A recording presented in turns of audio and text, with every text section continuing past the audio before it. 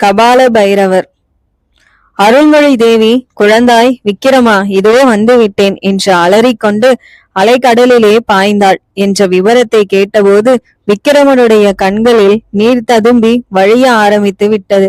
அச்சமயம் கடல்களுக்கு அப்பால் எங்கேயோ தான் இருக்கும் விஷயம் தன் தாயின் நினைவுக்கு வந்து அதன் பயனாகத்தான் அப்படி அவள் வெறிகொண்டு பாய்ந்திருக்க வேண்டும் என்று விக்கிரமன் எண்ணினான். பொன்னன் தானும் பரஞ்சோதி அடிகளும் தேவியை தேடியதை பற்றி சொல்லி வந்த போது விக்கிரமன், பொன்னா, சீக்கிரம் சொல்லேன், மகாராணி அகப்பட்டாரா என்று கதறினான். இல்லையே மகாராஜா, அகப்படத்தானே இல்லை. அப்புறம் மகாராணியை தரிசிப்பதற்கு இந்த பாழும் கண்கள் கொடுத்து வைக்கவில்லையே என்று பொன்னனும் கண்ணீர் விட்டான். பின்னே மகாராணி உயிரோடு தான் இருக்கிறார் என்று சற்று முன்பு சொன்னாயே, எனக்கு ஆறுதலுக்காக சொன்னாயா? ஐயோ, இந்த செய்தியை கேட்கவா நான் கப்பலேறி கடல் கடந்து வந்தேன் என்று விக்கிரமன் புலம்பினான். அப்போது பொன்னன், பொறுங்கள் மகாராஜா, குறையையும் கேளுங்கள். மகாராணி உயிரோடு தான் இருக்கிறார், சந்தேகமில்லை. அவர் இருக்கும் இடத்தை கண்டுபிடிக்கத்தான் முயன்று கொண்டிருக்கிறேன். நீங்களும் வந்துவிட்டீர்கள், இனிமேல் என்ன கவலை என்றான் பொன்னன். பிறகு நடந்த சம்பவங்களையும் தான் அறிந்த வரையில் விவரமாக கூறலுற்றான்.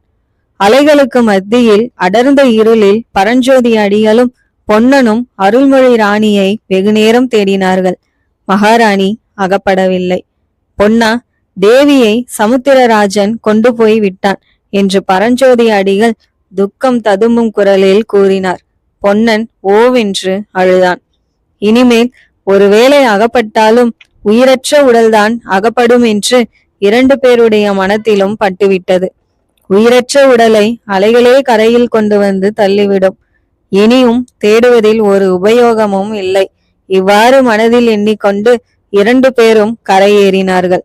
அவர்கள் கரைக்கு வந்த சமயத்தில் கிரகணம் விட ஆரம்பித்திருந்தது. கொஞ்சம் கொஞ்சமாக அந்தகாரத்தை அகற்றி கொண்டு சூரியனுடைய ஒளி நாலா திக்கிலும் ஸ்தாபித்து வந்தது.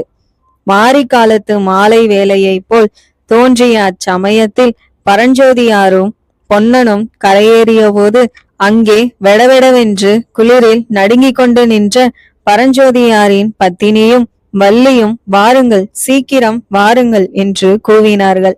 அவர்கள் விரைவில் அருகில் நெருங்கியதும் யாரோ ஒரு ஒற்றை கை மனிதன் அப்போதுதான் கடலில் இருந்து கரையேறியதாகவும் அவன் அந்த ஒற்றை கையினால் ஒரு ஸ்திரீயை தூக்கி கொண்டு போனதாகவும் மங்கிய வெளிச்சத்தில் பார்த்தபோது அருள்மொழி ராணி மாதிரி இருந்ததென்றும் தாங்கள் கையை தட்டி கூச்சல் போட்டு கொண்டிருக்கும் போதே அம்மனிதன் ஜனக்கூட்டத்தில் சட்டென்று மறைந்து போய்விட்டதாகவும் சொன்னார்கள்.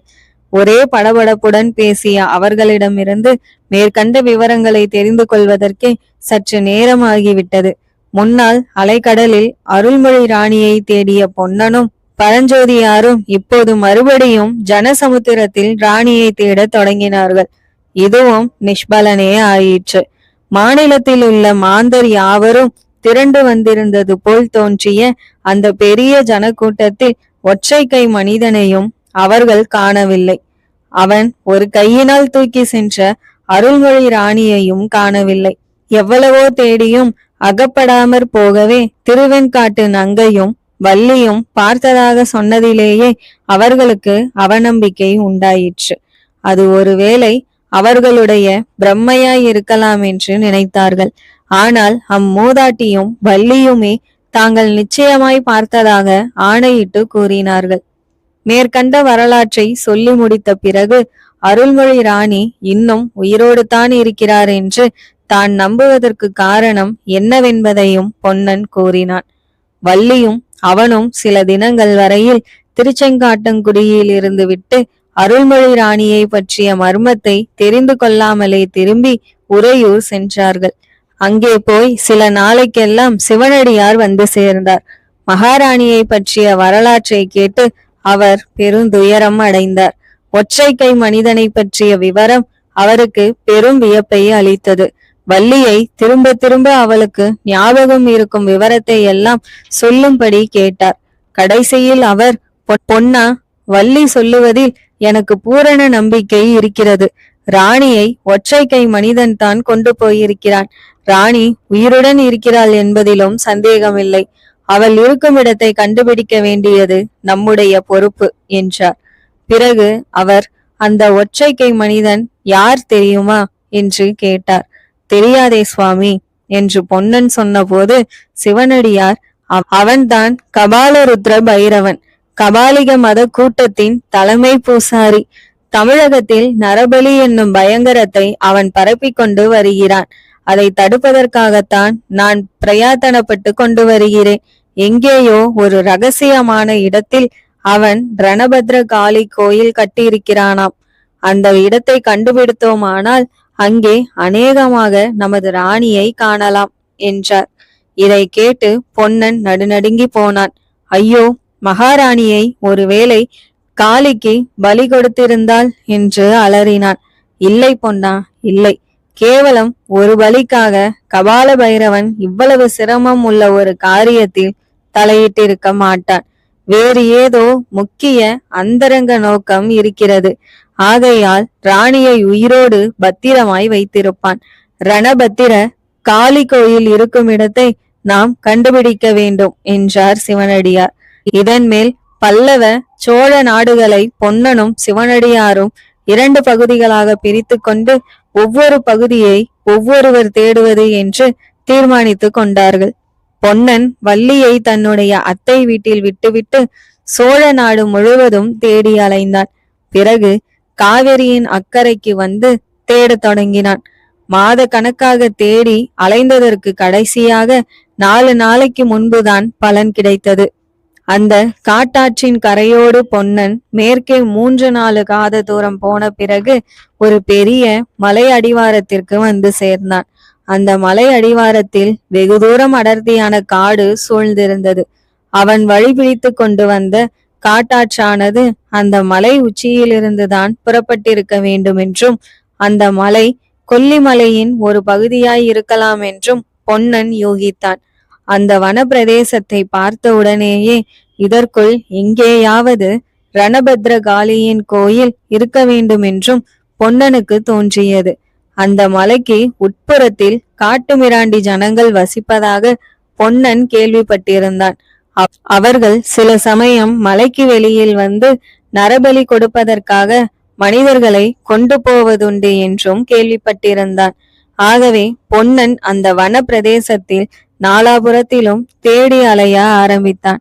ஆனால் எந்த பக்கத்திலும் அதிக தூரம் காட்டுக்குள் புகுந்து போவதற்கு சாத்தியப்படவில்லை. கடைசியாக காட்டாற்று பெருகி வந்த வழியை பிடித்து கொண்டு போனான். போக போக ஆறானது குறுகி சிறு அருவியாய் ஆயிற்று. அந்த அருவியின் வழியாக மலைமேல் ஏறி செல்வது அவ்வளவு சுலபமான காரியமாக இல்லை. சில இடங்களில் பெரிய பெரிய பாறைகள் கிடந்தன. சில இடங்களில் ஆழமான மடுக்கள் இருந்தன. இன்னும் சில இடங்களில் முள் மரங்கள் அடர்த்தியாக படர்ந்து புகுந்து போக முடியாமல் செய்தன. வேறு சில இடங்களில் பாறையில் செங்குத்தாக ஏற வேண்டியதாய் இருந்தது. பொன்னன் இதற்கெல்லாம் சிறிதும் சளைக்காமல் ஏறி சென்று கொண்டிருந்தான். காலையில் இருந்து மத்தியானம் வரையில் இவ்விதம் ஏறி மிகவும் களைத்து போன பொன்னன் கடைசியாக ஒரு பாறையின் மீது உட்கார்ந்தான். இனிமேல் இறங்கி போக வேண்டியதுதான், வேறு வழி இல்லை. ராத்திரியில் இந்த வன பிரதேசத்துக்குள் அகப்பட்டு கொண்டால் காட்டு மிருகங்களுக்கு இரையாக நேரலாம் என்று அவன் எண்ணிக்கொண்டிருந்த போது திடீரென்று மனித பேச்சு குரல் கேட்டது. அந்த நிர்மானுஷ்யமான காட்டில் மனித குரலை திடீரென்று கேட்டதில் பொன்னனுக்கு ஒரு பக்கம் திகில் உண்டாயிற்று. இன்னொரு பக்கத்தில் ஒருவேளை நாம் தேடி வந்த காரியம் சித்தியாக போகிறதோ என்ற எண்ணத்தினால் ஆவலும் பரபரப்பும் அளவில்லாமல் பொங்கின. எதற்கும் ஜாக்கிரதையாய் இருக்கலாம் என்று பொன்னன் பக்கத்தில் நீட்டிக் கொண்டிருந்த ஒரு பாறைக்கு கீழே சரேல் என்று ஒளிந்து கொண்டான். சற்று நேரத்துக்கெல்லாம் மேலே இருந்து 2 மனிதர்கள் இறங்கி வருவது தெரிந்தது. ஆனால் எப்பேற்பட்ட மனிதர்கள்? அவர்கள் மனிதர்கள் தானா? ஒருவன் மனிதன் தான், சந்தேகமில்லை. ஆனால் அவ்வளவு பயங்கர தோற்றம் கொண்ட மனிதனை அதற்கு முன்னால் பொன்னன் பார்த்ததே இல்லை. அவனுக்கு அந்த பயங்கர தோற்றத்தை அளித்தவை முக்கியமாக அவனுடைய உருட்டி விழிக்கும் பார்வையுடைய சிவந்த கண்கள்தான். இன்னும் அவனது உயர்ந்து வளர்ந்த உடலின் ஆகுருதி, நீண்ட பெரிய மீசை, தலையில் அடர்த்தியாக வளர்ந்து சுருட்டை சுருட்டையாக தொங்கிய செம்பட்டை மயிர், நெற்றியில் அப்பியிருந்த சென் சந்தனம், அதன் மத்தியில் இரத்த சிவப்பான குங்கும பொட்டு, இவையெல்லாம் அவனுடைய தோற்றத்தின் பயங்கரத்தை அதிகமாக்கின. அவன் ஒரு கரிய கம்பளி போர்வையை போர்த்தியிருந்தான். ஒரு பாறையிலிருந்து இன்னொரு பாறைக்கு தாண்டிய போது அந்த போர்வை நழுவியிற்று. அப்போது பொன்னன் ஹோ என்று கதறிவிட்டிருப்பான். ஆனால் பயத்தினாலேயே அவனுடைய தொண்டையிலிருந்து சப்தம் வரவில்லை. பொன்னனுக்கு அவ்வளவு ஆச்சரியத்தையும் பயத்தையும் உண்டாக்கிய காட்சி என்னவென்றால், அந்த மனிதனுக்கு ஒரு கை இல்லாமல் இருந்தது தான். அதாவது வலது தோலுக்கு கீழே முழங்கைக்கு மேலே அவனுடைய கை துண்டிக்கப்பட்டு முண்டமாக நின்றது. அருள்மொழி ராணியை தூக்கிச் சென்றதாக வள்ளியும் திருவெண்காட்டு அம்மையும் கூறியவன் இவன்தான். கபால ருத்ர பைரவன் என்று சிவனடியார் கூறியவனும் இவன்தான் என்று பொன்னனுக்கு உடனே தெரிந்து போய்விட்டது. கபால பைரவனின் தோற்றம் மட்டுமல்ல, அவனுடன் இருந்த இன்னொரு மனிதனின் தோற்றமும் பொன்னனுக்கு திகைப்பை அளித்தது. ஆமாம், அவனும் மனிதன்தான் என்பது அருகில் வந்தபோது தெரிந்தது. ஆனால் அவன் விபரீதமான குள்ள வடிவமுள்ள மனிதன். 10 வயது பையனின் உயரத்துடன் 40 வயது மனிதனின் முதிர்ந்த முகமுடையவனாய் இருந்தான். அவ்வளவு குள்ளனாய் இருந்தும் அவன் கபால பைரவனை பின்பற்றி அந்த மலை பாறைகளில் அதி விரைவாக தாவி தாவி சென்றது பொன்னனுடைய வியப்புடன் கலந்த திகிலை அதிகரிப்பதாய் இருந்தது. பொன்னன் கூறிய வரலாற்றில் மேற்கண்ட இடத்துக்கு வந்ததும் விக்கிரமனும் அளவில்லாத ஆவலை காட்டினான். அந்த குள்ளனை நன்றாக விவரிக்கும்படி சொன்னான். பொன்னன் அவ்விதமே விவரித்துவிட்டு, மகாராஜா, என்ன விசேஷம்? இம்மாதிரி யாரையாவது நீங்கள் வழியில் பார்த்தீர்களா என்ன என்று கேட்டதற்கு விக்கிரமன், ஆமாம் பொன்னா, அதை பற்றி பிறகு சொல்கிறேன், உன்னுடைய வரலாற்றை சொல்லி முடி என்றான். இனிமேல் அதிகம் ஒன்றுமில்லை மகாராஜா. அருவி பாதையில் அவர்கள் இருவரும் வெகு தூரம் இறங்கி போய்விட்டார்கள் என்று தெரிந்து கொண்டு நான் மேலே வந்தேன். அவர்கள் இருப்பிடத்தையும் காளி கோயிலையும் கண்டுபிடித்து விடலாம். ஒருவேளை மகாராணியையே பார்த்தாலும் பார்த்து விடுவோம் என்ற ஆசையுடன் அந்த அருவி பாதையை பிடித்து கொண்டு மேலே ஏறினேன். ஆனால் சிறிது நேரத்துக்கெல்லாம் என் ஆசை பாழாகி விட்டது. ஏனென்றால் மேலே கொஞ்ச தூரம் போனதும் அருவியானது 3 ஆள் உயரத்திலிருந்து செங்குத்தாக விழுந்தது. பாறையும் அங்கே செங்குத்தாக இருந்தது. அவ்விடத்தில் பாறையின் மேலே ஏறுவதோ மேலே இருந்து கீழே இறங்குவதோ மனிதர்களால் முடியாத காரியம். அப்படியானால் இவர்கள் எப்படி வந்தார்கள்? மேலே இருந்து யாராவது கயிறு அல்லது நூலேணி தொங்கவிட்டிருக்க வேண்டும்.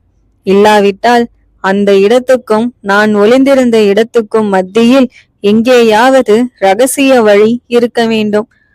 ஆன மட்டும் தேடி பார்த்தேன் மகாராஜா, பிரயோஜனப்படவில்லை. எப்படியும் போனவர்கள் திரும்பி வருவார்கள் என்று நினைத்து மலை அடிவாரத்துக்கு வந்து 3 தினங்கள் காத்திருந்தேன். போனவர்கள் திரும்பி வரவில்லை. அதன் மேல் சிவனடியாரிடம் தெரிவித்து யோசனை கேட்கலாம் என்று கிளம்பி வந்தேன். நல்ல சமயத்திலே வந்தேன் மகாராஜா என்று பொன்னன் முடித்தான். ஆமாம், நல்ல சமயத்தில் தான் வந்தாய் பொன்னா. இல்லாவிட்டால் இத்தனை நேரம் நான் ஒருவேளை என் தந்தை இருக்கும் இடம் போய் சேர்ந்திருப்பேன் என்றான் விக்கிரமன். எனக்கும் ஒருவேளை அந்த கதிதான் நேர்ந்திருக்கும் மகாராஜா. எப்படி பெருகி வந்தது பெருவெள்ளம்! அவ்வளவும் அந்த மலையிலிருந்து தானே வந்திருக்கிறது. மழை பிடித்த போதே அங்கே நான் அகப்பட்டு கொண்டிருந்தேனேயானால் தங்களை எங்கே பார்த்திருக்க போகிறேன்? மகாராணியை தான் எப்படி தேடப் போகிறேன்? மகாராணி அந்த மலையில் இருக்கிறார் என்று உனக்கு நம்பிக்கை இருக்கிறதா பொன்னா என்று கேட்டான் விக்கிரமன். ஆமாம் மகாராஜா, முன்னே சிவனடியார் சொன்னபோது கூட எனக்கு அவ்வளவு நம்பிக்கை படவில்லை. ஆனால் அந்த ஒற்றைக்கை பைரவனை பார்த்த பிறகு நிச்சயமாக மகாராணி பிழைத்துதான் இருக்கிறார் என்ற நம்பிக்கை உண்டாகிறது. அப்படியோ என் உள்ளத்திலும் அந்த நம்பிக்கை இருக்கிறது பொன்னா. என்னை பார்க்காமல் அம்மா இறந்து போயிருப்பார் என்று என்னால் நினைக்க முடியவே இல்லை. சென்ற 6 மாதமாக மகாராணி என் கனவில் அடிக்கடி தோன்றி வருகிறார்.